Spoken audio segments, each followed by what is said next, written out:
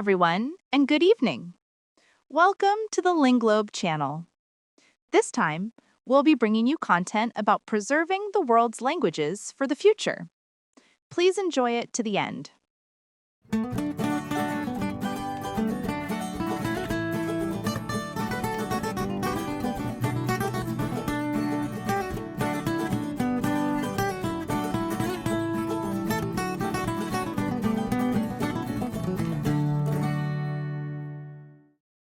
Lingla voice, Sarah. So glad to be here with you all today. Yeah, we've got a really incredible deep dive planned for you. I mean, imagine living in a house with absolutely no walls. Right, no doors to lock. Exactly. No fences, no modern privacy. And then realizing it's not a lack of resources, but a highly sophisticated 3,000-year-old architectural technology. Designed purely to enforce social harmony. It's wild. It is. So, Linglove, we are taking a vivid look into the heart of Polynesia.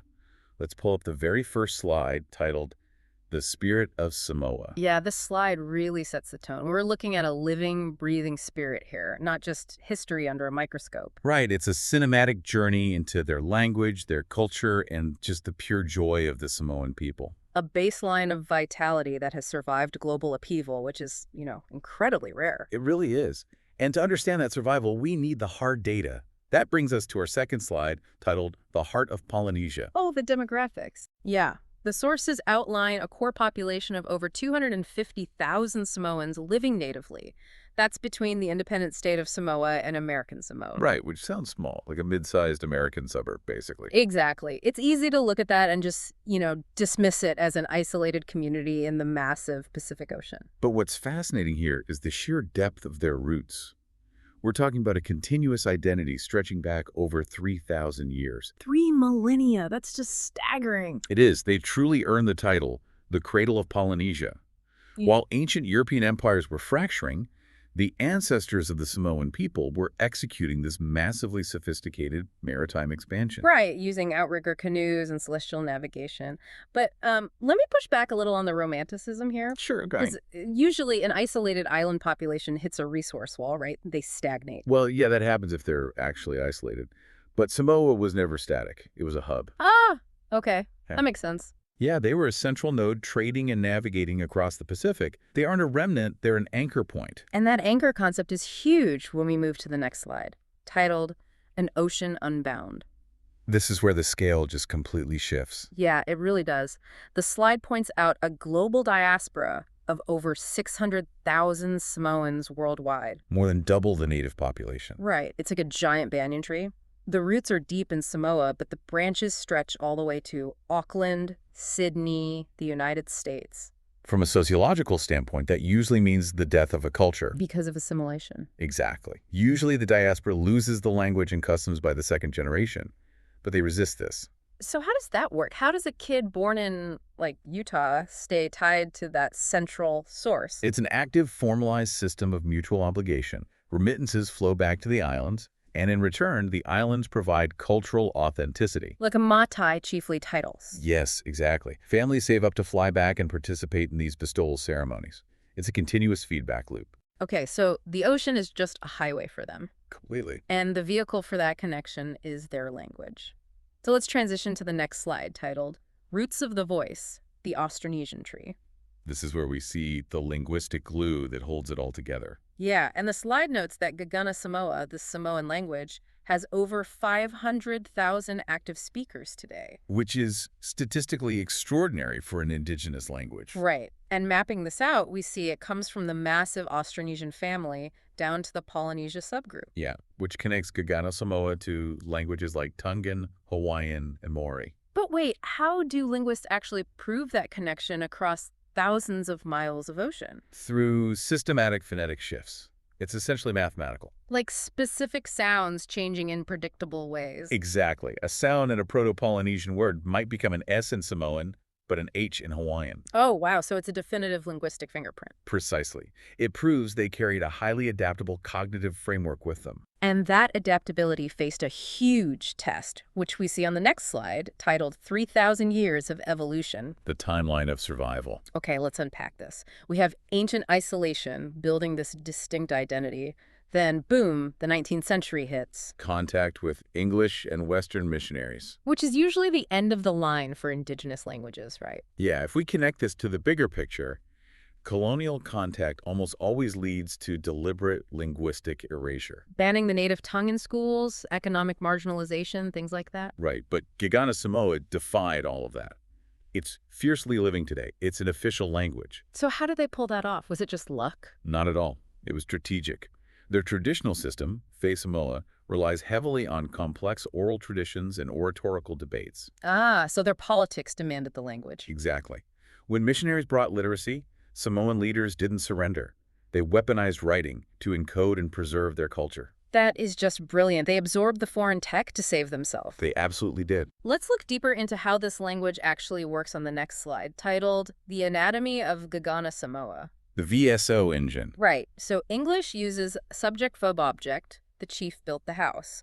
But Samoan uses verb-subject-object. Built the chief the house. Yeah, the sentence is driven entirely by the action first. In English, the universe revolves around the who, the individual ego. In Samoan, it's about what is happening.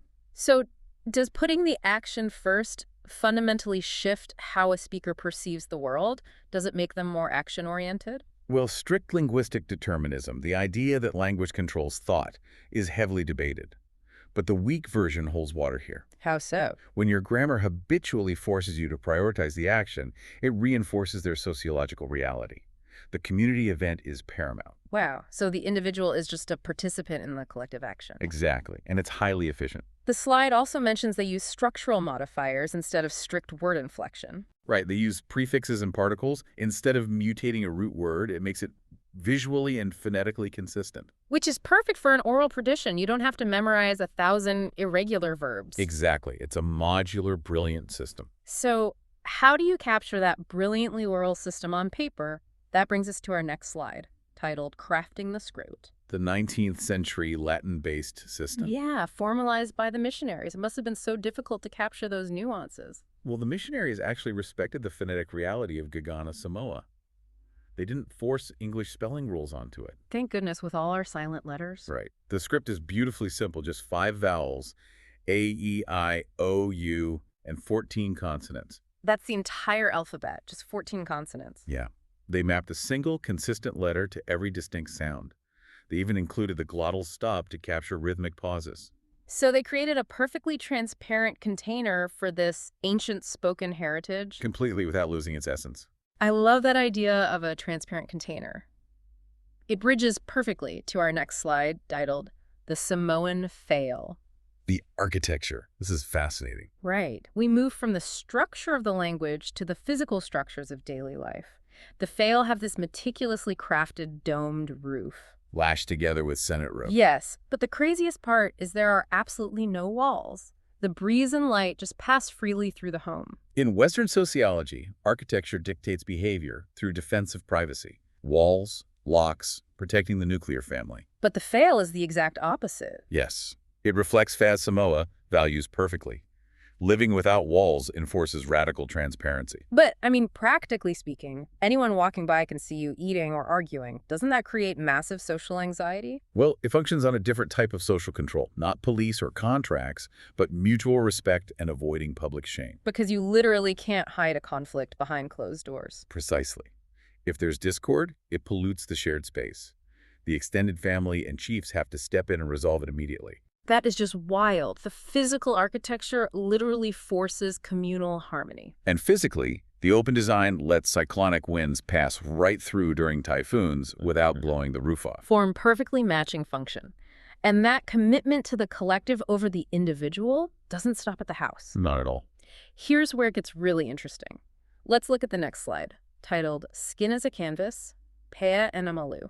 The traditional tattoo practices. Yeah, and we have to ditch the Western idea of tattoos as just like individual rebellion. Right. These are permanent pillars of identity. The slide details the male pea these dense, heavy black lines from the waist to the knees. And the female Malu which is lighter, more delicate filigree on the thighs. But the process is famously agonizing, right? Using traditional handmade tapping tools, boar tusks on wood. It is incredibly grueling. Why is that intense pain so necessary? Why can't they just prove their commitment in a less traumatic way? Because the community needs unequivocal proof that you can put the group's needs above your own suffering. Ah, it's a ritualized test of endurance. Exactly. Anthropologists call it wrapping. It's spiritual armor that seals your subjugation to Fale, Samoa. You become a walking manifestation of your ancestry. A permanent connection to the source, even if you're living in Los Angeles or Auckland. The ultimate, irreversible statement of belonging. Which brings us to the final piece of the puzzle, combining the language, the hierarchy, and the community. Let's look at the slide titled The Ava Ceremony. The operational heart of their governance. Yeah, the slide describes preparing and sharing this traditional Ava drink. So what does this all mean for the listener? How does a drink equal governance? Well, it all happens inside that wall-less Fale. The seating is strictly based on the hierarchy of chiefs and orators. So the spatial politics are heavily codified. Very much so. And the language they use during it is deeply rooted in that VSO action-first grammar. Okay, so how do they use it to actually make decisions? It's all about sacred consensus. Sharing the Ava from the communal bowl is essentially their binding signature. Wow. So welcoming guests, solving disputes, it's all sealed by drinking from the same cup. Yes. And breaking that pact is a spiritual violation, not just a legal one. It's the ultimate expression of the communal ties we've been talking about. When you put it all together, the action-first language, the wall-less homes, the painful tattoos, the shared cup, it's entirely optimized for the collective us. Exactly. And that's why a diaspora of 600,000 people stays so connected across the globe. The gravity of that system is just undeniable. It leaves you with a really profound thought to mull over. When you look at the radical transparency of the Fale, the action-driven language, and a globally scattered people firmly anchored to their source, you really have to wonder, Yeah. is a culture built entirely on unapologetic openness, an inescapable community obligation, the ultimate antidote to the isolation of our modern world? Thank you for watching until the end. We will continue to bring you many more languages from around the world. Please subscribe to our channel. See you next time on the Ling Globe channel.